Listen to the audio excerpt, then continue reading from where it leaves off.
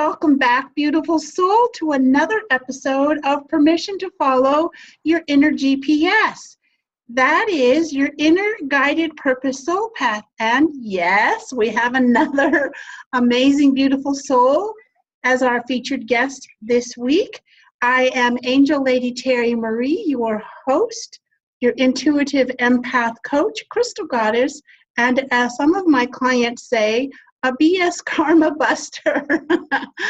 So welcome to another episode, and without further ado, Rene Washington is a master certified life coach and mindset maven who helps women in midlife transition. You know, that what about me stage of life, prioritizing themselves and creating a life of their dreams.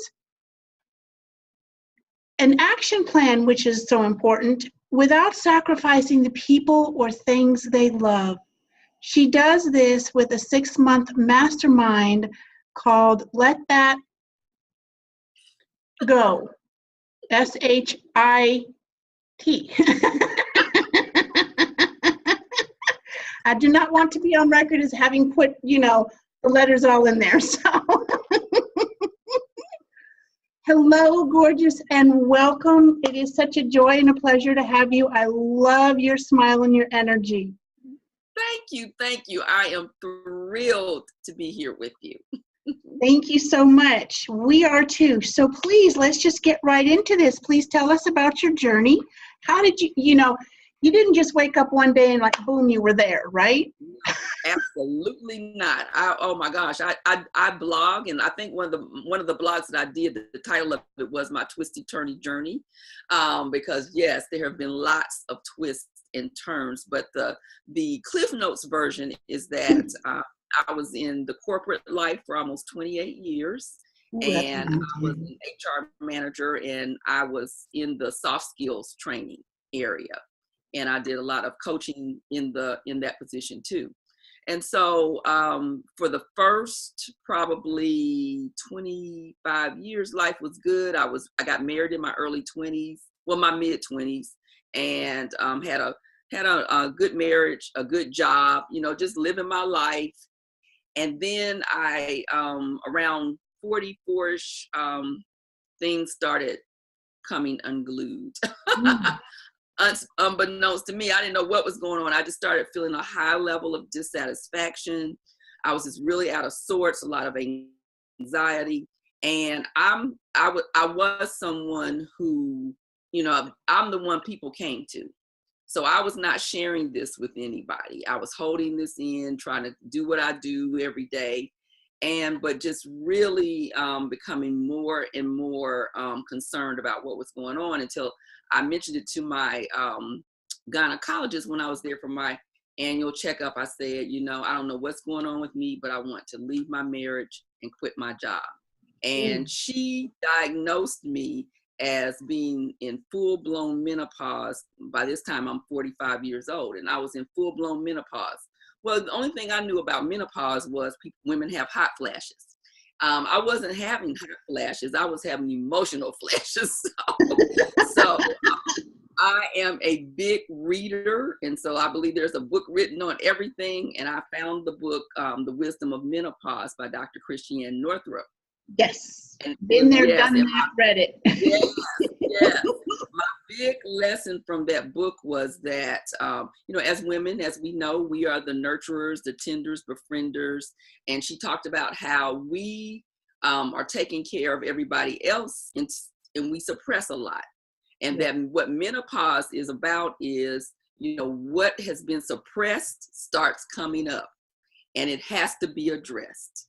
So that's my thing now. What has been suppressed must be addressed. And that was what was happening to me. And I just didn't have a clue about it. And so a couple of weeks after I was diagnosed, I'm in this whole thing about my marriage. Should I stay? Should I go? And I decided that I was going to stay in my marriage. He was a good guy. We would go to counseling, we would just get through it. The next day, it was a Monday morning, and I was on my way to work, and I was trying to leave my girlfriend a message, and I couldn't get my words out. By the time I got to work, it was early in the morning, like between 7 and 8 in the morning. So there was only one other person there. Just so happened the guy sat next to me in his cubicle. And I was trying to talk to him through the wall. Couldn't get my words out. So I got up and went around into his cube and to say something to him. And I know he thought I was drunk or something because I couldn't speak properly. And then I got scared. I got really scared. And we had at the company I worked for, we had a health office. My sister also happens to work for the same company. So I called her first and she said, get to the health office. I was detached from the main building. I got in my car, which now I know was crazy. I got in my car and drove up the hill to the health office and got there, and the head nurse told me, you are trying to have a major stroke.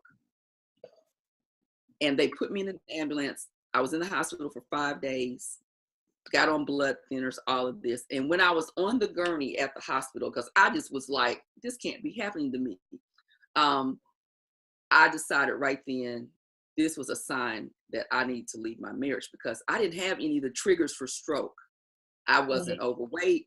I didn't have high blood pressure, diabetes, none of the triggers. So I knew it had to be stress related. It took me another year. I didn't actually get divorced until the next year, but because you just that last gasp, trying to hold on, make it work kind of stuff. But eventually, yes, I did get divorced. And when I got divorced, that kicked in for me that, well, you need to keep your job.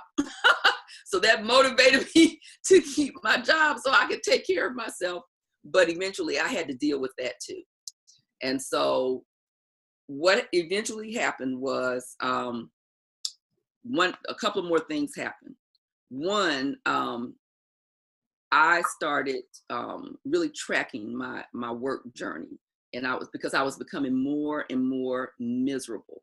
I'm a woman of faith, and I pray. And I was praying to God because the company, I was 2 years away from being able to officially retire at age 55.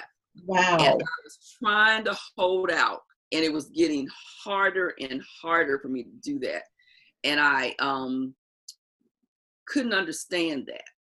And so I started keeping a list of what I liked about my job, what I didn't like. The didn't like list got longer and longer. And the other thing that happened was my mom died unexpectedly. I talked to her one day, and the next morning we got a call that she had fallen and she had a pulmonary embolism. And she lived 70 miles away. By the time me and my sister got there, she was dead. And my mother was a vibrant woman. She was 74, but you wouldn't have thought she was 74.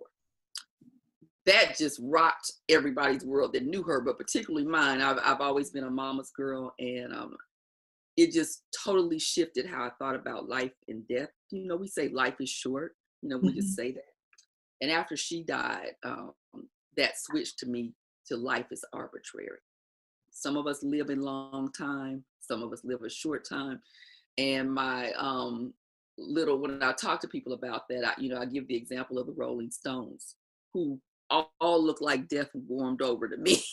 They all look like they should be dead, right? But they are still here. For me. And they are still here. They are still rocking out. And so, so I was just like, we don't know how much time we have. And I realized that in all the years that I had been at that company, the retirement criteria had been changed 3 times. And that I was letting some outside entity decide the trajectory of my life for me. Why was I doing that? And I went to see a financial planner, because I will take a risk, but I typically like it to be a calculated risk. And I had gone to see him a few times before, and he would always say, no, you need to stay longer. This time I was prepared to fight. And when I walked in, I said, I really want to leave. And he said, okay. And I mean, that path just cleared for me to leave. I didn't know what I was going to do. I just knew I couldn't stay. So I left and played around for the next year, and people kept calling me about coaching. And so I was coaching people just for free. And then I decided that I would go through Martha Beck's life school. It was something I had been interested in. I said, well, I'll just go through it and just keep my skills up. No intention to start a business. In fact, I had told myself that I could not be a businesswoman, that I wasn't disciplined enough, that I just didn't have what it takes. That was the story I was telling myself about that. Oh, which is why you were programmed and you accept the programming to stay in the job. Yes, absolutely right. Yes. Yes. So that safety thing, that staying in that box, that protection box. By this time I had met a new man, and it was a long distance relationship. But when he was here, right before I left, he would say on Sundays, it would start raining in the house on Sunday afternoons because I would be so depressed and miserable about having to go to that job the next day. So yeah, so I left and started Martha Beck's life coaching school. And in the midst of it, they would say, start charging people. Just start charging people. Just see what that's like. And so that's how I kind of accidentally fell into my coaching business. Little did you know that Spirit had your number. You'd opened up the door and they're going, okay, we kind of got her. Let's just give her a little bit at a time and we'll reel her in. They reeled me in. Yes. And so for the next year, I treated it more like a hobby than a business until I had this conversation with myself about exactly that. Is this going to be a hobby or are you going to get serious?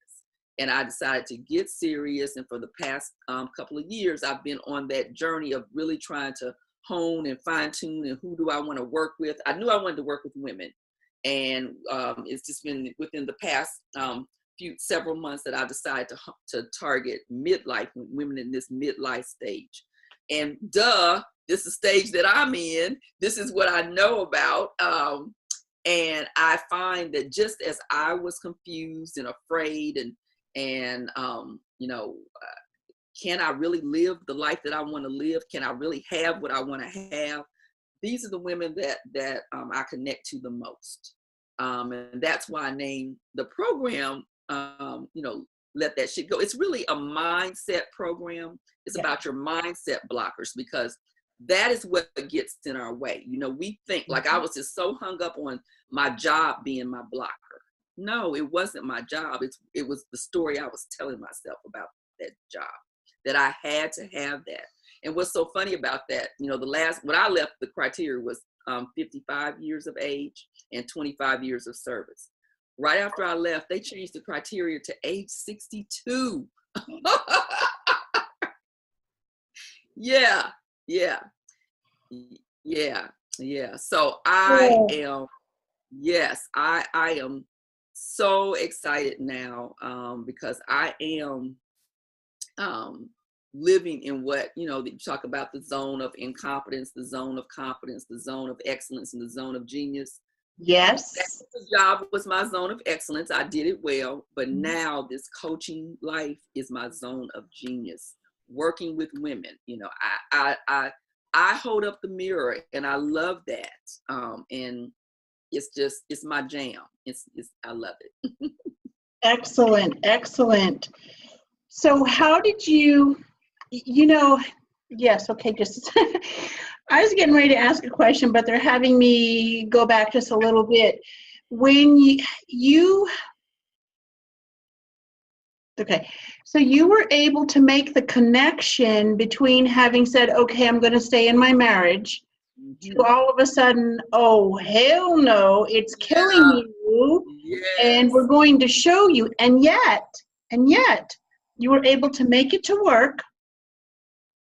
You were able to, because you couldn't have walked up the hill, okay? I know, right? And so you drove, and it's good that your conscious mind wasn't connected to, I can't drive, because Spirit was with you and got you there. So it was more of a, hello, this is not the spiritual 2x4. This is the, I don't know, bigger than that one. Okay, whatever that one is, 8x12 or whatever it is. Okay, it's a huge mountain thing. And but you made the connection. That's the point. You made the connection between the decision to stay And it was like, no, absolutely not. Yes. Yes. It was just, when I look back on how immediate that was, it's pretty amazing. And, the other thing about that is, with a stroke, since the symptoms of a stroke can kind of go away, and you can think you're okay. And so since I didn't know it was a stroke, so many things just orchestrated to get me to where I need to be. Because by the time I got to the health office, I was actually feeling better. And I thought that when she told me that I was having a stroke, it was really a shock to me. I was like, well, I'm feeling normal now. She said, your body's trying. I can just see that nurse going, Yeah. And when I got in the ambulance driver, he looked at me like, there's nothing wrong with her. And he said, oh, did you party too much this weekend? You just try to get some days off of work. And it was that kind of thing. And so if I had not really paid attention enough to get myself to the health office, who knows, I would have had a real stroke, and then it would have been a whole different thing. But that wasn't part of your journey. So that wasn't part of your journey. It was just, you're not getting the message. Okay, now let's shake her up. So you got that part, and you did what you needed to do for both of you, actually, because I want to make sure, and don't be sending anybody nasty letters, okay? Because there's no judgment and there's no blame here. It's just Rene figured out with some help that it was best for both of them. Yes. Okay. So what was the final trigger or the final thing about, okay, I've got to leave this job? Yeah. So similar to leaving my marriage, I just realized that this was not about him. He was a good person, but marriage is a crapshoot. Particularly when you get married in your 20s, when you don't really even know who you are. I just came to the realization he is who he is. We went through counseling programs and all of that, but he was not going to change, and it was not fair of me to ask him to change. I had transitioned into needing more than what was available in my marriage, and I couldn't move past that. This is who I was now. And so it was the same with my job. Yes, a lot of things had changed at the company, and I was focused on, oh, the company is not what it used to be. Oh, we used to do, all of this. And then one day it hit me. There are probably 100 people who would have happily sat in my seat. This was not about the company. This was about I had changed. This was, I had come to the end of this season of my life, and this no longer was what I was working for me. And so I had changed, and it was time for me to make the change. It wasn't about me staying there trying to make the company change. I needed to make the change. And so when that clicked for me, then I was like, okay, let's go.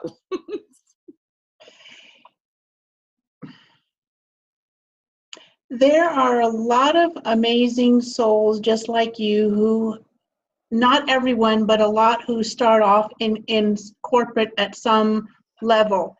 And then all of a sudden, well, it seems like all of a sudden to the people on the outside, right? It's like, Right. have you gone daft? Have you lost your mind? And remember that our parents and grandparents experienced the Depression where, all of a sudden everything was taken away. So no matter what it costs you on the inside, you stay at that job and then you retire, and then maybe you can follow your own dreams. Absolutely. Oh my gosh. And to your point, Terry, my mom had the hardest time with me getting a divorce. She did not understand that, because to exactly what you're saying, she's like, happy? Who said you were supposed to be happy?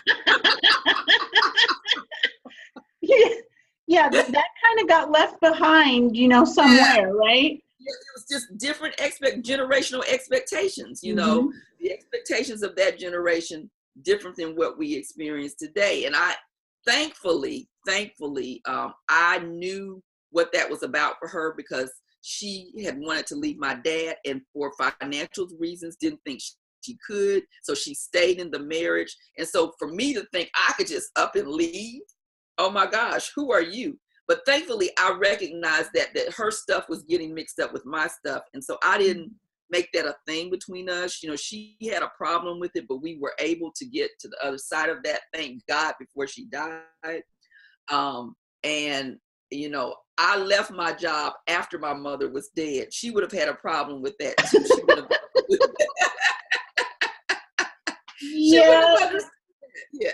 Yeah. I hear you. Yeah. So you are correct that, you know, and people, I got a lot of blowback in my community. There were people who stopped talking to me after I left my marriage. I mean, just literally people at my church. It was a thing because I never talked down my ex-husband. And I would tell people, I'm not going to make him the bad guy to make this okay for you. You know, I'm just not doing that. And so, you know, we had, you know, somebody had to be the bad guy. So they made me the bitch. Okay, I'll take that. Oh. And you know what? Those beautiful souls who left for that needed to go anyway. Yes, absolutely. They needed to go anyway. And it's not easy to make those decisions and then to see some people that you really felt that there was this like an equal, it's not about a tit for tat, but you know, like a balance of sorts. And then all of a sudden it's like, wow, because they're not able to do what you did because they don't have the courage for whatever reason. Now you have to be in the wrong, and especially since you're not going to talk down other people. And probably you did not talk down the company either, because the company's probably pretty decent. And so here's Rene doing what she needs to do, and she's not talking smack about anybody. Well, what the hell is wrong with her? Right? Yes. And so that, but you know what? There's this book, The Obstacle is the Way. What's in the way is the way. So those experiences deeply inform my coaching with women, because just as I had to come around to, who is this really about? This is about me. It's not about that external thing. And so I'm able to help women connect to that for themselves. Speaking of which, what is one of your favorite ways to work with your clients? One of my favorite ways is the mastermind program that I created. Let that shit go, to help you clear out those mindset blocks and figure out who you really are, what you truly want, what's in the way of your getting it, and how to get it. That's my signature work, and that is the work that I've done in different iterations, but now doing it in this, I have a whole 9-box structure that connects. So you have this whole thing, but coaching women one-on-one in the moment, and I'm doing it through a group program, but there's a lot of direct one-on-one with me. That's my favorite way. I just did this, I worked this conference of female law professors. And a part of what I did for them I did these 30-minute interventions, these 30-minute coaching sessions. And in 30 minutes, I did that with 20 women back to back. And I'm not, because, I believe that this is a gift that comes through me. So I'm not trying to say I'm all that. I'm just saying I'm honoring my gift by doing this work. And every one of those women left knowing exactly what their crap was and that they had the agency to change it. Every one of them. That is so powerful, because we're in the middle of it, whatever the it is in our lives. And most of it isn't even our stuff. Right. Most of it isn't even ours. And once Yes. we become okay with it, it's not ours. It's like, and again, it's not a judgment and it's a blame. It's just, okay, that belongs to so-and-so. Okay, I give that back to you. And then I move on. Yes. Yes, that power of knowing that we allow ourselves to feel like we're just being drug along by life. Mm-hmm. But I'm telling women, no, we have a choice. We always have a choice. We may not like our choices, but owning up to the fact that you do have them, that's when you start to turn things. That's when Yes. when things start to shift for you. Yes. Absolutely. Absolutely. Wow. This is okay. I'm to ask you, is there any other something that you'd like to share with our viewers, beautiful? Yes. I created a Facebook page called the Midlife Manifest, and it targets women at this transitional stage of life where you're coming out of that everybody else's stuff lane and moving into being able to ask yourself, like you said at the beginning, well, what about me? When will it be time for me? And so you're at that stage when you can start to consider, okay, what do I want my next chapter to be? You may be coming to the end of a career, or coming to a place in your life where if you have children, that they're grown or about to be gone, and that you are starting to see some space open up in your life. And as we know, if we don't take ownership of that space, other people will fill it for us, won't they? So I created this free Facebook group for women who want to explore that question and to start to think about what that next life chapter will be, and being intentional about it. So yes, so that's my newest thing. Excellent. Excellent. Well, she is an amazing person, wouldn't y'all say? So see, that's why I always say another amazing, beautiful soul, because it's true. Please, beautiful. And it is genuinely a pleasure to meet you face to face. I connected with your energy right away when we were starting to set these things up. Would you please tell our viewers how they can find you? You mentioned the Facebook group, but how else can they find you? You can also find me. My website is Rene, Rene, just one E, Rene Coach, COACH.com, CReneCoach.com. And that's where you can sign up to get on my subscriber list. I do a weekly blog, and I'd love to have you join me there. And that's where you can get more information about what I'm doing. And if my program, my mastermind sounds interesting to you, you can find out information about that on my website, or you can set up a time to talk to me. Connectwithrene.com. Connectwithrene.com. So. And the C, Rene, that's the letter C, right? Yes, the letter C. And quick little story. My first name is Cheryl. That was my name all through school and corporate life.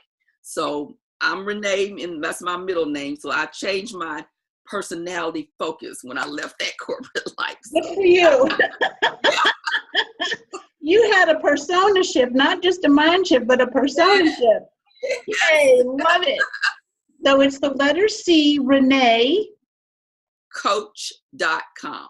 Yes. Letter C, ReneCoach.com. Y'all got that? Yes. Okay. And the name of your Facebook group once more, please, beautiful? The Midlife Manifest. If you put that in the search field, it'll come right up. Midlife Manifest. Excellent. Thank you so much for being here and sharing your story. It's not always easy to be out there and to show ourselves because, we're supposed to be perfect and women aren't supposed to do this and do that.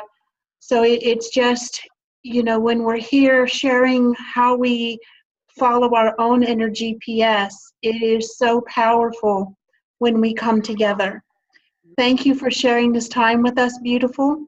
We appreciate it. And when y'all view this, please share it. You just don't know who is going to find even just one golden nugget, maybe two or three, that's going to help them make their own decisions, whether to stay, whether to go, whether to start something new, or to just rejuvenate. Oh, I like that word. Thank you, guys. rejuvenate themselves where they are in a different way. Yes. I am Angel Lady Terry Marie, and please stop by angeldreamteam.com and receive our free gift, Angels, Success, and Prosperity. Become a mover and shaker of your reality. So until next time, beautiful soul, follow your inner GPS. Bye-bye for now.